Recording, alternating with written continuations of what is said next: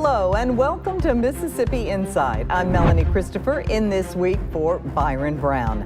Now this Sunday, the GOP runoff candidates for Mississippi's 3rd Congressional District tackled today's issues, including inflation, abortion, gun violence, and more. Incumbent Congressman Michael Guest and his challenger, political newcomer Michael Cassidy, join me for one-on-one interviews ahead of Tuesday's runoff, now on Mississippi Inside.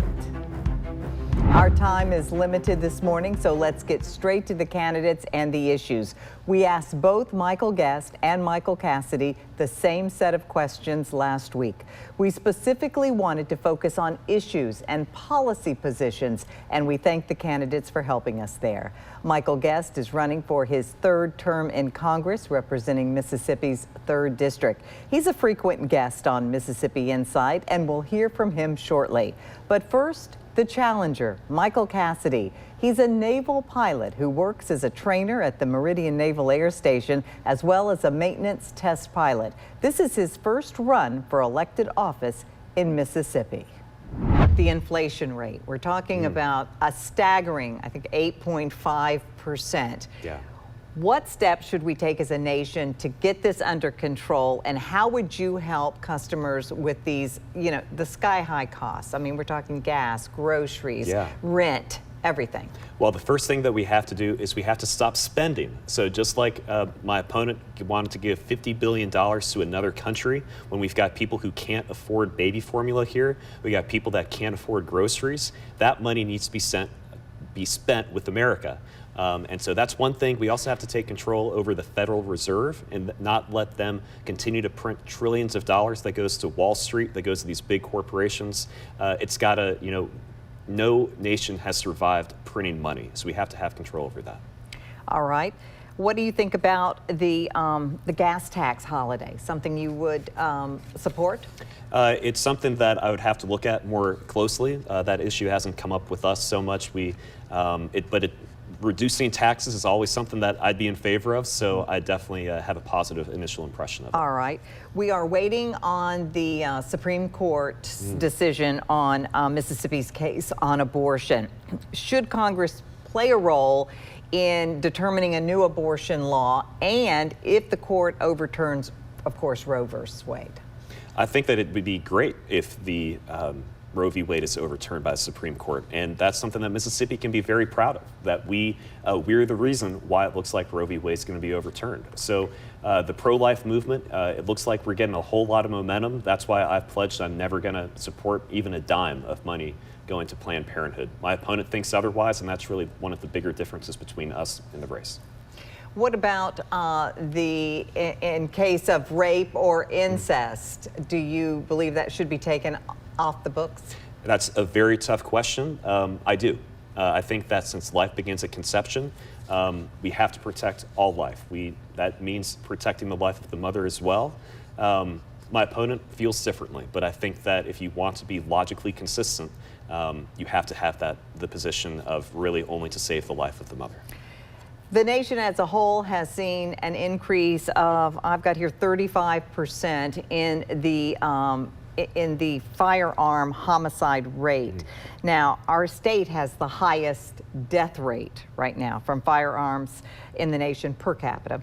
What measures do you support to address this? Well, I don't like the way that the question is framed, because it is framed in a way that would take away people's Second Amendment rights, the law-abiding citizens, their rights. So I'm against all of the red flag laws that are being proposed right now or have been proposed. My opponent, he's kind of wishy-washy. He says you have to see what else is in the bill to decide whether you're going to vote for a red flag law or against it. And that's. But what would you do? I would, in terms of, we need to focus on mental health. It's not a gun problem. It's not a law-abiding citizen problem. I was at Virginia Tech during the school shooting there back in 2017.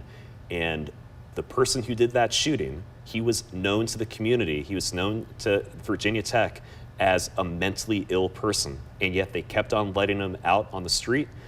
He should have been taken for a much more serious evaluation. It's not, it is a culture issue. It is not a gun problem. What about the, we've now seen that the Senate has just passed a bill recently that expands a background check for gun buyers that are 18 to 21 years old. It prevents people convicted of domestic abuse from owning a firearm and it incentivizes states to pass their own red flag laws. Is this a bill you would support? This is a bill that I would 100% be opposed to, and that's the difference between my opposition and me, is that if it has a red flag law in it, then that is a slippery slope to gun confiscation and the erasure of the Second Amendment, and that we can't stand for that as conservatives. My opponent, because he's not really that conservative, he is okay with the idea of a red flag law being in a bill. All right. The House Select Committee on the January 6th attack on Congress is in its second week now of the hearings. Do you support the panel's work, and should former President Trump and his key advisors be held responsible for this attempt to overturn the 2020 presidential election? Well, again, I'll reject the manner in which the question is asked. I think that we and certainly— why so? Because you're saying the election needs to be looked at. We need to see, that's part of my platform, is that we need to look at what actually happened with the 2020 election. We've seen some of the states that they've done some investigations. We need to do that more at a federal level, but that needs to be done not in the manner of the January 6th Commission or the January 6th Committee. It's a witch hunt. It's not. It is a purely partisan event. The bill that my opponent voted for, it called the events of January 6th a domestic terrorist attack. That's not nonpartisan. We need to figure out in a nonpartisan manner what happened. Well, it is a bipartisan committee. I mean, you know, Liz Cheney, yeah, we know that, but we also know that the people that that we heard from yesterday are Republicans who were on the front line there, the witnesses saying what happened. They were being pressured by the president. When you talk about it being bipartisan and talking about Adam Kinzinger and Liz Cheney to make it bipartisan, well, I'll disagree with, I think the vast majority of Republicans would disagree with that being truly a bipartisan thing, that the base of the Republican Party is very against this whole thing. Donald Trump is against this whole thing. I'm against this. And again, my opponent voted for the initial iteration of this, the January 6th Commission, something he defends to this day. So when you heard those witnesses yesterday, did that have any effect on you? We're focused on winning the election here, June 28th. Whatever is being said up at this sham committee is something that is pretty low on the totem pole of what we're paying attention to. All right.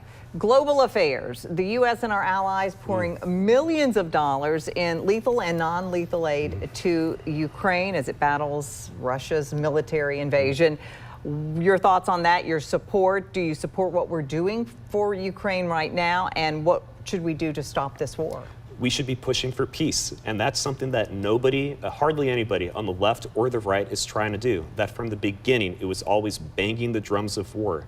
That my opponent, he's voted for over $50 billion to give to Ukraine. He's voted to stop oil shipments into the country from Russia. But your policies, do you agree with the aid that we're giving? No, I'm fully against it, because it's not doing anything. It's causing more death, more suffering. It's harming our economy. The Russian economy is booming. The Russian economy is booming. All of these sanctions have only hurt the American taxpayer. So you'd cut off the aid? Yes. That what we are doing right now, it is hurting Americans. It is hurting people at the gas pump. It's hurting them in terms of over the next year, we're going to see that the fertilizer that we haven't been able to get from Russia and Ukraine and Belarus, that we're not able to, around globally, have the same agricultural production that we had before. And this is going to kill hundreds of thousands of people in the third world because of a misguided foreign policy by our elites in the swamp. So do you support any one of the parties in this? Well, the Democratic Party is full in on this. The Republican Party is more split. No, Ukraine or Russia, my fault. Oh, between the Ukraine or Russia. Yeah. Certainly Ukraine. I would do not support any of the aggression of Putin. But that doesn't mean that we can't be clear-eyed about what the complex geopolitical situation actually is, and just having an open-ended commitment that is killing tens of thousands of Ukrainians and having millions of refugees. That's something that that's not peaceful. That is causing much more pain and destruction than anything else would have been. All right. Michael Cassidy, thank you so much for being with us today. Thank you. We've heard from the challenger, and coming up, we'll hear from the incumbent. Congressman Michael Guest joins us when Mississippi Insight continues.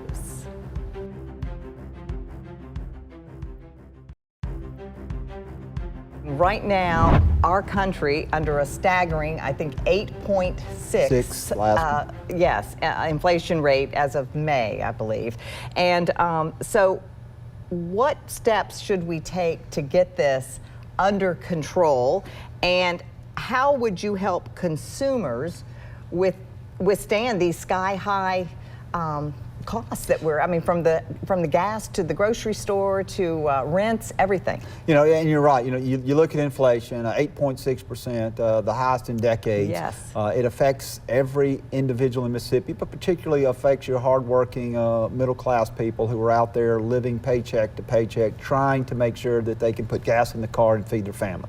Some of that is being driven by sky-high gas prices. We know that what we've seen within the last 16 to 18 months since President Biden has been sworn into office, we've seen a gradual rise in gas prices to a point now where Americans and people in Mississippi are facing $4.50 a gallon, and that impacts their pocketbooks. And so we've got to make sure that we are opening up drilling in the United States so that we can produce our own energy needs, whether that be offshore drilling, whether that be in some of our national lands. We saw President Biden come in very early in his administration, within the first week, and issue a moratorium and say we're not going to allow more drilling. That was the wrong message to send.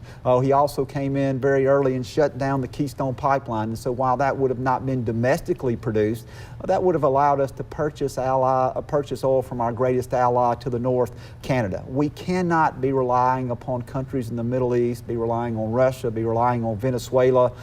If Iran, if the JCPOA agreement is in place, we can't be relying upon them to meet our energy needs. The other thing we've got to do is we've got to stop spending in Washington, D.C., which drives up inflation. The last spending bill that was passed, which was called a COVID relief package, was passed with 0 Republican votes, added $2 trillion in spending to the national debt. And so we can't continue to spend. You look at my opponent, he has introduced a plan that would call for $48 trillion in new spending. That is not what we need. That is not conservative politics, and that would do nothing but exacerbate the problem that we're seeing now. Should Congress play a role in demanding or determining new abortion law if the court overturns Roe v. Wade? You know, I think that this should be a state issue. I think that what we have seen is we saw the United States Supreme Court roughly 50 years ago create a standard of fetal viability, which was not something passed by Congress,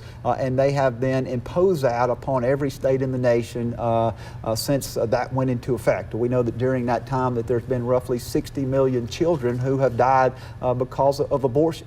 I believe that this is a states' rights issue. I believe if you look at this, and I think the law is clear that the federal government should allow each state to be able to set their laws on the protection of life. I feel very confident that our governor, our lieutenant governor, our legislature will do everything that they can to make sure that we are protecting life here in Mississippi. But in my view of the law, in my research, in the amicus brief that I helped lead to the Supreme Court asking them to overturn Roe v. Wade, this needs to be a state issue. We need to send this to the states, and states need to be able to set the laws that they feel are necessary to protect life. All right.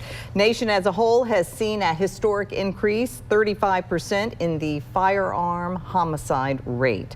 Now, our state has the highest death from firearms in the nation. What measures do you support to address this? You know, I think what I support is aggressively prosecuting the laws that we have on the books right now. You know, we see what's happening here in the capital city, per capita, the most violent city in the country. A lot of that is because we have individuals who are committing crimes who are not being prosecuted. They're allowed to remain out on bond, and they commit crime after crime after crime. As a prosecutor, I can tell you that nothing sends a message faster than aggressively prosecuting those individuals that commit crime. If we were to prosecute those people who are committing crimes and we're able to prosecute those people early, we would be able to prevent a lot of what we've seen on the back end. And so whether that be the U.S. Attorney's Office getting involved, whether that means more prosecutors here in the metro area, whether it means agencies working together to consolidate prosecution, I believe that that would be the most effective thing that we could do to bring down not only violent crime, but crime down in general. Well, the Senate has just passed a bill that expands the background checks for gun buyers between 18 and 21 years old. It prevents people convicted of domestic abuse from owning a firearm, and it incentivizes states to pass their own red flag laws. Will you vote for this bill when it gets to the House? As long as it has the incentivization for red flag laws, I will not support it. If that would be something that the Senate would remove, if there's some sort of compromise where that language could be removed, I would consider it. I have not looked at the legislation as entirely. I've seen some of the synopsis that have been put out, but I have not and I will not support red flag laws. What's your opposition? Because it puts the burden of proof back on the gun owner to come in and be able to prove that, to be able to possess his firearms. It gives the judge an ex parte order, to means that they hold a hearing outside of having to claim it there. The judge can then issue an order allowing law enforcement to take the guns without due process. And I think that that's wrong. I believe that due process should be held in any of those hearings, that we should not allow red flag laws that allow firearms to be taken. We must protect people's Second Amendment rights, and we must not make people go back into court to try to exercise those rights to possess those guns. Let's talk about that House Select Committee. Okay, on the January 6th attack on Congress in its second week of the hearings, do you support the panel's work? I know that you were part of saying that this should happen. And should former President Trump and his key advisors be held responsible for this attempt to overturn the 2020 presidential election? Now, I want to make it clear, because this has been an issue of confusion for many people in this race.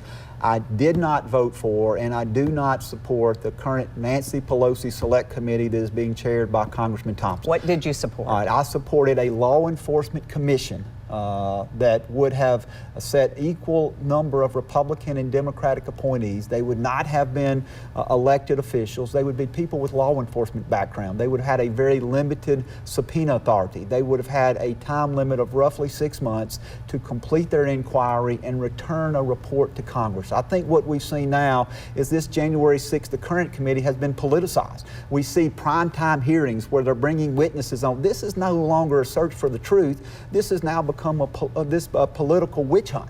And so while I did support it, and I think now we've even seen former President Trump come in and say that he believes that Republicans should have representation, they would have had representation on the committee. And so I supported a law enforcement committee that had bipartisan support, but I do not support the current committee in place now. Well, Congressman, let me tell you that the most compelling witness testimony has come from Republicans, Arizona, Georgia.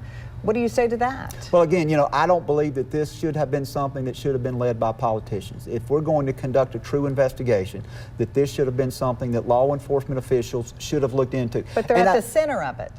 They were at the center of this. You're talking law enforcement, or I'm talking the people that you're saying, the public officials were right there in the midst of it. And that's another reason that they shouldn't have to be. You shouldn't have people who were there on that day conducting the investigation. If you know, looking at it from putting my prosecutor hat on, you know, when a law enforcement officer is involved in, say, an officer-involved shooting, we don't let that law enforcement officer, that agency looked at. We bring outside individuals who can come in and have a neutral and attached view of what happened. This is being led by politicians, and I think many of their politicians are skewed in their views, and they're trying to use this to score political points. All right. Global affairs. The U.S. and our allies are pouring billions of dollars in lethal and non-lethal aid to Ukraine as it battles Russia. Your thoughts there? Should we how involved should we continue to be? You know, I support the aid to Ukraine. I have voted in favor of that, as did every member of the Mississippi delegation. I believe it's important that we stand with the people of Ukraine as they fight for the very freedoms that we enjoy. What we must do is we must make sure that what is happening in the Ukraine is confined to the borders of that country. We do not want that to spill over into any NATO country, which would then require us, if they so called upon us, to put boots on the ground. I think it's important that we provide them defensive aid, that we provide them military aid, that we provide them intelligence and humanitarian aid as they're fighting for their freedom. And we need to do that in a manner in which we can do that to prevent American men and women from being put in harm's way. And the last thing we want is a third world conflict that is developed in Europe. Congressman Michael Guest, thank you so much for being with us. Yes, ma'am. Thank you. You're welcome.